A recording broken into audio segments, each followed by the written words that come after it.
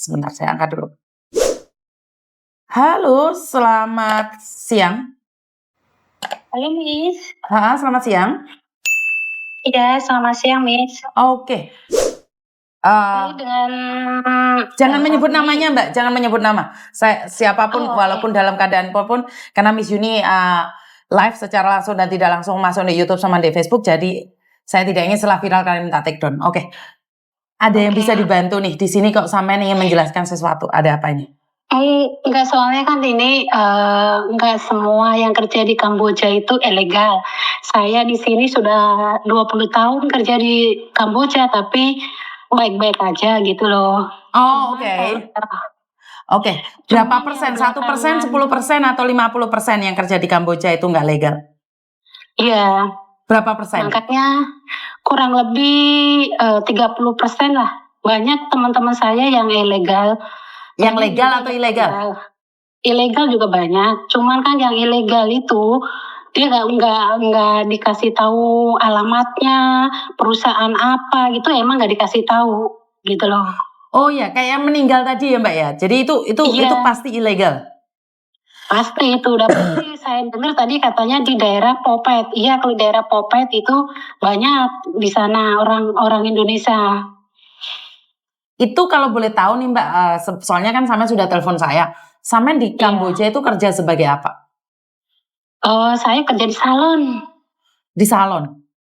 Iya. Itu ngajar salon saya. Rame atau seperti apa di situ? Di sini rame. Kayak Jakarta, Surabaya, Malang?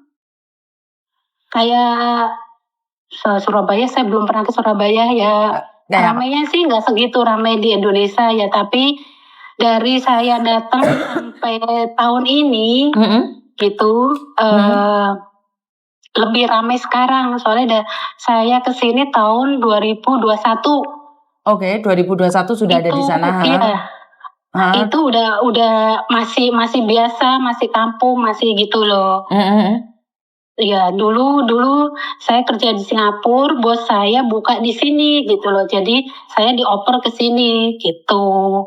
Oke, itu karena bosmu yang bawa. Tapi bagaimana dengan orang-orang yang lain? Yang orang lain-lain setahu saya kan pernah kumpul di warung, di restoran Indonesia yang di Phnom Penh. Terus kan itu ada anak-anak yang katanya scammer lah, inilah gitu tuh. Saya pernah ngobrol itu, ada yang lari, ada yang kabur, loncat dari tembok lantai berapa gitu. Itu ada banyak di sini emang gitu loh. Tapi ini masalah ini dari kalau nggak salah sebelum COVID itu udah mulai banyak masalah ini. Sebelumnya nggak ada. Jadi saat COVID itu lebih banyak orang Indonesia datang ke Kamboja? Iya, banyak sekali. Terus banyak yang kaburan gitu juga banyak. Nah, kalau dikatakan oleh pemerintah, Kamboja lebih miskin dari Indonesia. Kenapa kalian lebih memilih kerja di Kamboja? Katanya sih lebih miskin, tapi rakyat-rakyatnya yang kaya, yang miskin gitu. Iya, dibandingkan dengan Indonesia kan lebih kaya Indonesia, Mbak, karena Indonesia lebih luas. Indonesia, iya benar. Iya, berarti kan nggak salah dong ya apa yang dikatakan oleh pemerintah Indonesia yang mengatakan bahwa Kamboja itu lebih miskin. Kalau dipikir kenapa kita harus ke Kamboja cari pekerjaan? Karena yang Samen bilang nih, 30% itu legal, yang berarti kan yang 70% adalah ilegal. Benar nggak? Nah, itu kan sangat berbahaya sekali. Jadi kenapa pemerintah lebih banyak mengatakan bahwa bisa dikatakan ilegal kan, kecuali ada suratnya, ada permitnya semuanya dan disetujui oleh pemerintah. Dan kebanyakan ke Kamboja itu tidak ada persetujuan dari pemerintah. Kayaknya sih nggak ada, Pak. Soalnya masuk pakai visa turis. Makanya kalau sampai nih password, kita kan nggak tahu apa-apa ya. Apes kan tidak ada dalam kalender. Kalaupun legal untuk pemulangan mayatnya kan juga susah, benar nggak? Iya. Iya, kalau kita sehat terus nih 20 tahun, 30 tahun. Iya, benar. Nah, ini kenapa saya tidak setuju untuk teman-teman yang ada di Kamboja walaupun legal ya, seperti Samean. Iya. Karena kita nggak tahu apes nggak ada dalam kalender. Iya, makanya disaranin ya kalau masuk ke negara mana diwajibkan kan lapor diri gitu loh. Betul. Jadi sampean melakukan Jadi lapor kalau diri lapor nggak sampai secara pribadi? udah, Oke, bagus. sudah. Saya sudah bikin paspor di sini hampir 3 kali bikin paspor di Kamboja. Soalnya kan saya pulang tiap tahun lepas Lebaran. Oke. Jadi saya setiap udah habis gitu harus lapor diri. Saya nggak mau kemana-mana nggak lapor diri. Soalnya di negara orang itu nomor 1 keluarga kita ya KBRI itu. Betul, gitu betul, loh. betul, betul. Masalah gitu loh. Betul. Selain teman kita nomor 1 itu KBRI. Soalnya kalau ada apa-apa KBRI yang tanggung jawab, yang bisa menghubungi keluarga kita gitu loh. Saya nanya nih, kalau sampean nih saya ada beberapa orang pingin ke Kamboja. Sampean menyarankan untuk tidak ke Kamboja atau sampean bilang ya udah nggak apa-apa ke Kamboja aja? Jangan. Kalau nggak resmi, kalau nggak kerjaan itu nggak tepat, nggak jelas, jangan. Lebih baik jangan. Soalnya sekarang prosedurnya juga udah susah, gitu loh. Terus tuh kalau ada yang ngeyel katanya itu bayar sekian langsung kerja, ya itu dijadikan scammer. Tapi ini enggak Mbak, ini enggak bayar. Dia ke Kamboja enggak bayar, dibiayai oleh perusahaannya dan katanya kerja di mana ya? Di restoran atau di hotel. Tapi tidak ada identitasnya. Saya dengar katanya di hotel. Betul. Nggak ada orang Indonesia kerja di hotel terkecuali GM itu ada. General Manager. Yes. Jadi tapi yang bawah-bawah jarang adanya. Yang saya ketemu di KBR itu ada yang chief itu pokoknya yang lebih tinggi lah, bukan yang biasa-biasa. Oke, soalnya saya melihat kondisi sebelum dia meninggal dunia dan meninggal dunia itu ada sesuatu yang aneh menurut penglihatan saya secara langsung ya. Secara kasat mata saja saya merasakan ada sesuatu yang aneh. Karena di Kamboja kan terkenal dengan ginjal. Betul. Iya.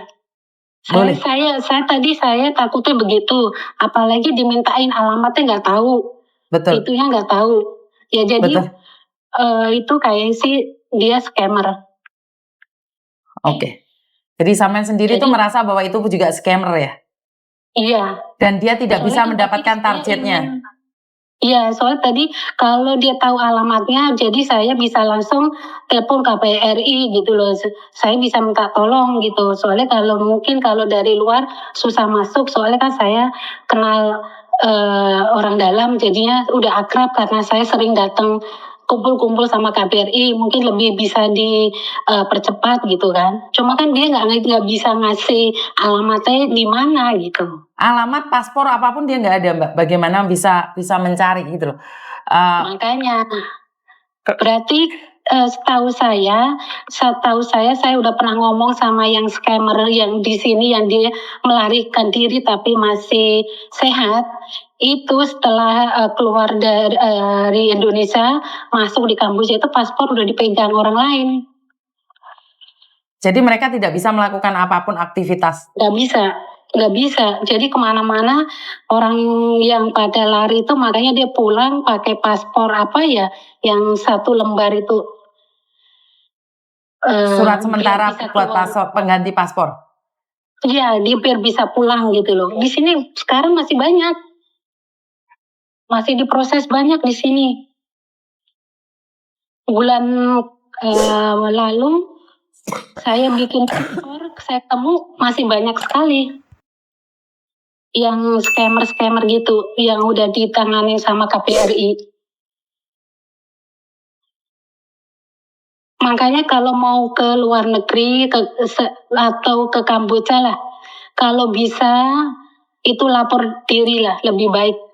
Itu buat jaga-jaga aja. Namanya kita di luar negeri, jadi satu-satunya suruh lapor diri itu aja. Oke. Jadi dilapor diri Peduli WNI itu ya Mbak ya? Iya benar. Oke, siap. Jadi ini kalau saya ada masalah di Kamboja, jenengan bisa deteksi kan posisimu ada di Kamboja? Boleh ya? Iya. Terima kasih sekali. Kecuali jangan Lebaran saya libur Oke, pulang. siap.